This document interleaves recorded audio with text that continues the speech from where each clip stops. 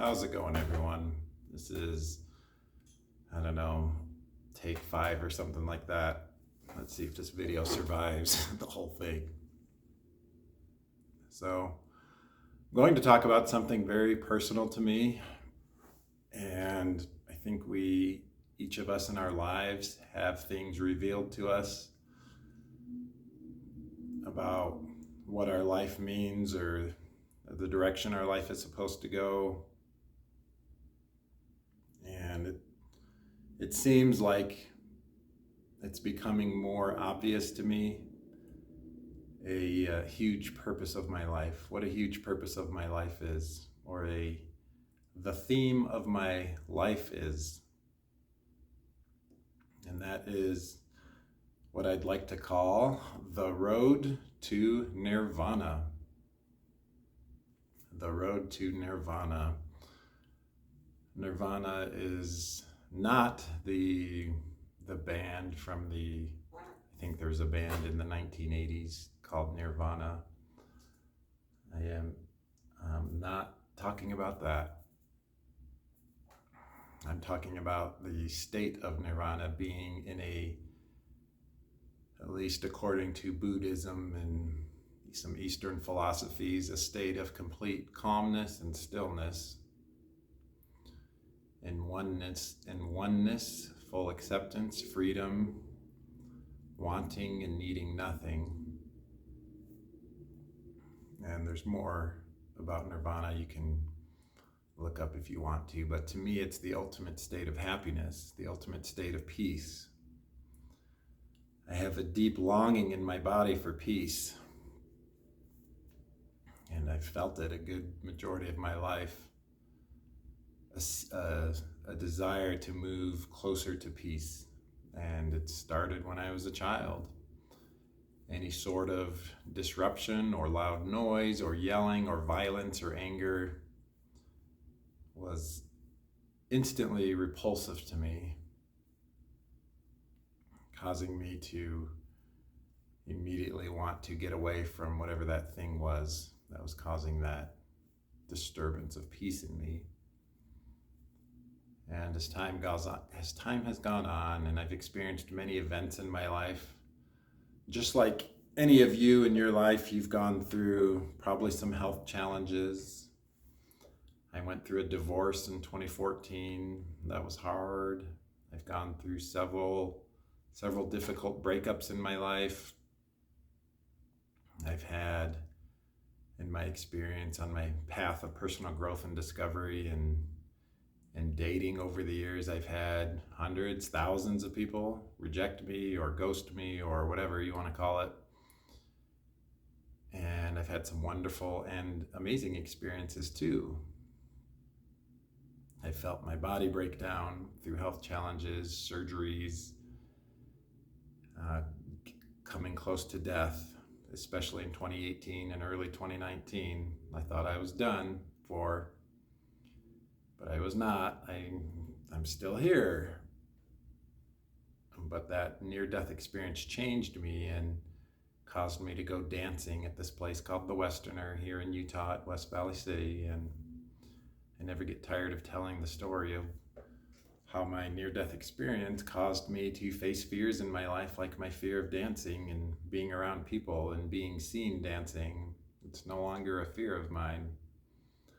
I don't mind goofing off and jumping around the dance floor, and I don't care who's watching. That sounds like such a simple thing, but it's such a big, profound change in my life from my age at the time, which was 40. In my early 40s anyways. My brain can't do the math right now. And all the experiences that have come from going dancing and removing that trauma from my body and that fear. And time has continued on, and more challenges and more growth opportunities. My last video, I talked about full acceptance of myself. I believe that's a big theme of life for happiness, is loving yourself in the way that you'd want your best friend or your father to love you. Not that you want someone to just love you, and you're a wrecking ball destroying the world, and you're just loved because while you're doing that, that's not what I'm saying, but I'm saying as someone doing your best in life, you'd want to be loved. You want to love yourself in the same way that your best friend would, and that is full acceptance and no judgment. So that's the way I love myself, and that's the way I try to love others. I don't always succeed. I try to love others in the same way that I love myself. So anyways, back to this road to nirvana, the state of oneness, full acceptance, not needing or wanting anything. I'm 44 years of age now, and definitely there's been a lot of clues and signals to me in my life that a big purpose of my life is to travel this road to nirvana. And maybe I never get there. Even the act of saying I'm traveling on a road to get to nirvana implies that I'm trying to get something, which creates a paradox, because to achieve nirvana is to not want or need anything. So how can you achieve nirvana without wanting or needing it? Does it just show up one day? Philosophers have debated these kinds of things for thousands of years. I'm not the first person to pose this question. But I feel a very strong resonance within me about this, that a big purpose of my life is to travel this road. And that's probably the better way to look at it, is I am traveling the road to nirvana. And whether I achieve nirvana or not is inconsequential to the journey on the road to get there. I have overcome many things, especially since my divorce. One of the things I overcame was neediness. When I first was dating almost 8 years ago now, I found myself getting a little needy if I really liked someone, and if they disappeared or disconnected from me, I'd feel frustrated or was noticeably affected. And I'm not saying I'm immune to that now, but the neediness part of me has been fixed. So now if I feel that disconnect from someone, it's more of I accept that that's the way things have happened. It doesn't mean that I don't share or try to be a giving, kind, loving person, but I allow for the flow of things to be exactly as they are without trying to force anything. Like I'm simply, metaphorically speaking, a man on a raft on a river, just guiding my raft, controlling what I can control. I can show up to yoga classes, to martial arts classes. I can show up to the gym to lift weights. I can show up with my daughters. I can show up for people in my life that are important to me in the best way I can.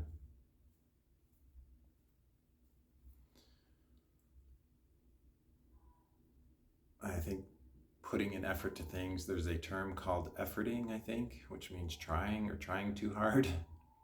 And that if you try too hard, you will not make happen what you're trying to do. It's truly a delicate balance, because I have a job. This condo I live in is all based on my income. Society standards says that money is how you live in places.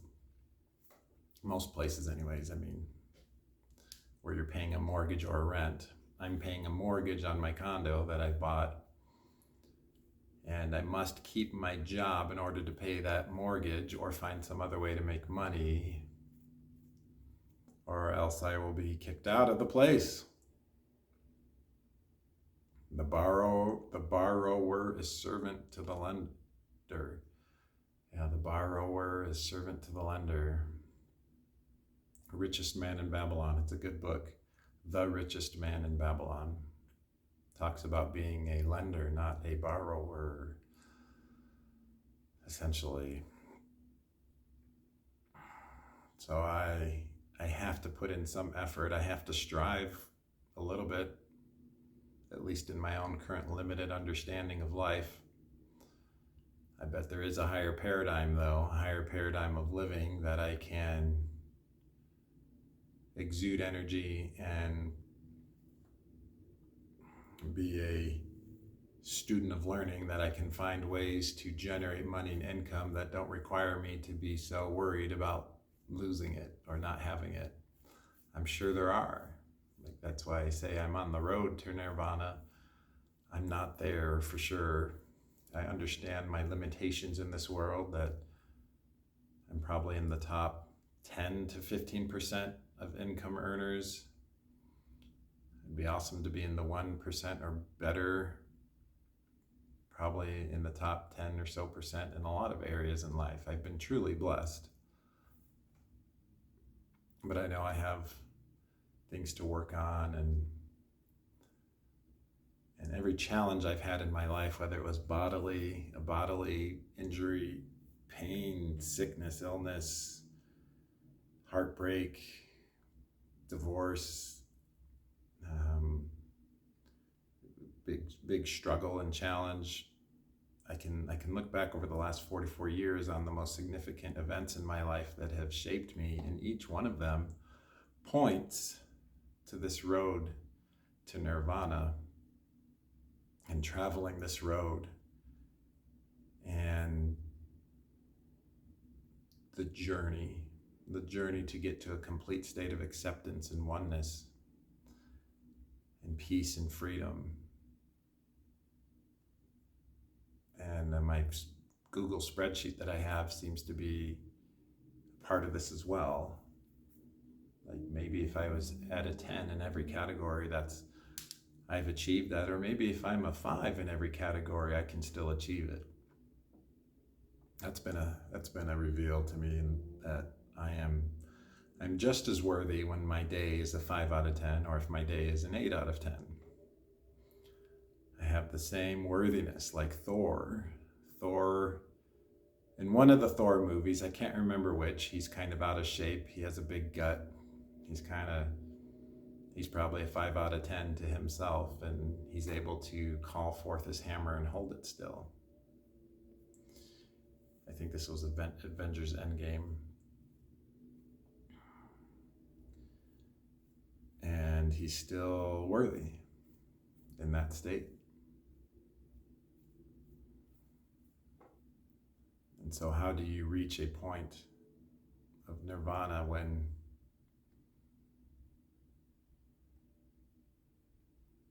you have to breathe to live? I must take in that breath regularly. I cannot stop if I wish to live. So I'm very focused on that now. I know that this breath is required for me to live. So I have to do it. I have to drink water, eat food to live. And the road to nirvana maybe is just being fully accepting of this truth of my human body, and having food and drink be simply a way to be grateful that I have it, to be alive, to be in a state of gratitude and thankfulness, and that I have those things, that I have clean air to breathe.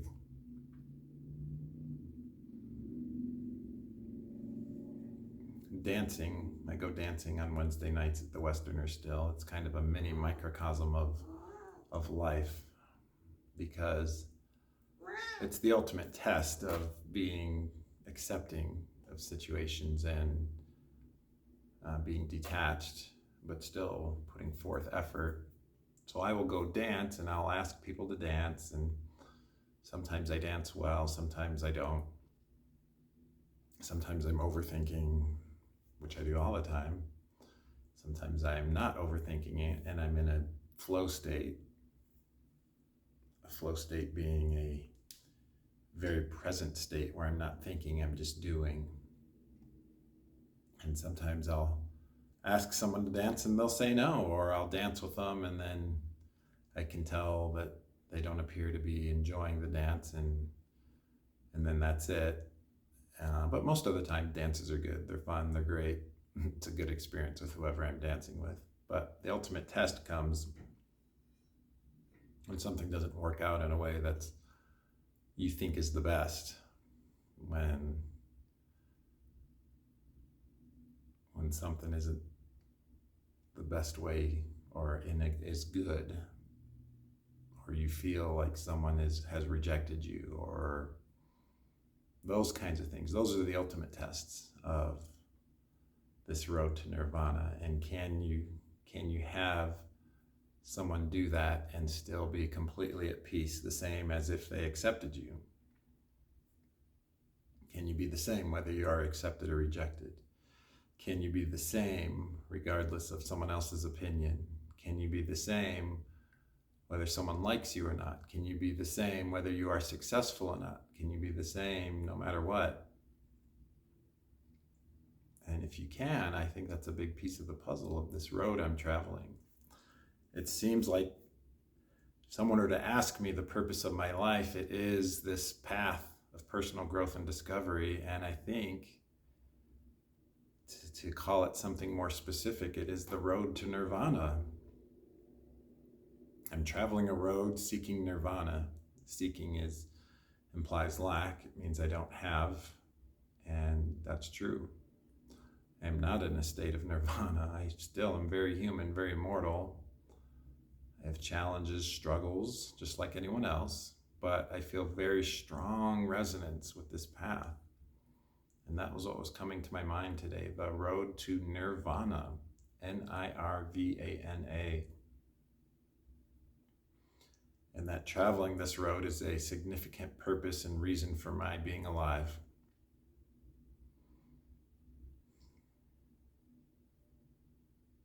And I don't know why.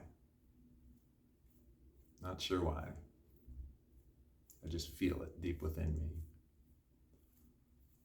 That each day I get up, have gratitude, acceptance of self, acceptance of others, gratitude for my job, my kids, my cat, my condo, this world we live in, acceptance of the good, the bad, and the ugly in this world, acceptance that sometimes I'm at my best and sometimes I'm not, acceptance that sometimes other people are at their best and sometimes not, acceptance of good people in this world and acceptance of evil people, and acceptance that some of that is in the eye of the beholder. For I am good in the eyes of some, evil in the eyes of others. And if you're watching this, you're in the same boat. You are good in the eyes of some, evil in the eyes of others. And just look at someone like Elon Musk, hated by many, loved by some. In my opinion, he's doing amazing work for this world.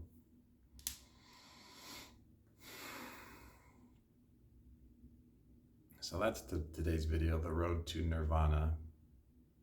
And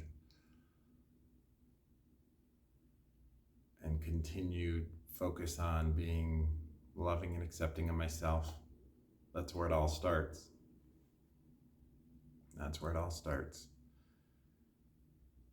And the reason for this quest or this path is unknown to me, except that it's the right path, except that I feel resonance on this path. This path is not for everyone. It's probably not for most people. In fact, it's probably not for the majority of people on this earth, 99.99999%. It's not a path for them. Because for most people, life is about maximizing or trying to get as much as you can, whereas this path requires a lot of letting go, requires a lot of sacrifice and just letting things go. It's a hard path, but it feels right. And I'm grateful for those of you watching. And if you made it this far, there's a secret word called nirvana. Nirvana. And if you say this secret word in the comments, I will share one thing for you to get just a little closer to nirvana, specifically for you. Not a general thing, but something specific to you to reach nirvana, to get closer to it. I'm so grateful for this day, and Dido, my cat, who's sleeping. You can't see her, but she's laying down, and my daughters who are in their rooms. It's July 26th, Tuesday, July 26th, 2022, and here I am still doing videos with my small clan of viewers, my 20 to 40 to sometimes higher views per day. And that's the way it's been for a long time, probably since like 2017 or so. I haven't done many videos that have gotten even more than 100 views. And that's okay with me. My purpose in doing these videos is not to be like Mr. Beast or someone getting gobs of views. It's to document and share my life, because one day I won't be around, and I want those left behind, if they so choose, to be able to watch videos of me. That's really it. So the road to Nirvana. Fascinating, difficult road. Requires a lot of letting go, a lot of accepting, a lot of inner work, facing inner demons. And maybe one day the purpose and the reason for this path will be revealed to me. All right, there you go. That was kind of a zenning out video. Not a lot of emotional tone and change from me, just kind of sharing. So y'all are loved and appreciated. Hopefully y'all got the secret word. If you got to this point, then I know you are a true loyal or crazy or masochist type of person, or maybe a combination of all of those. All right, namaste. I'll see you in the next video.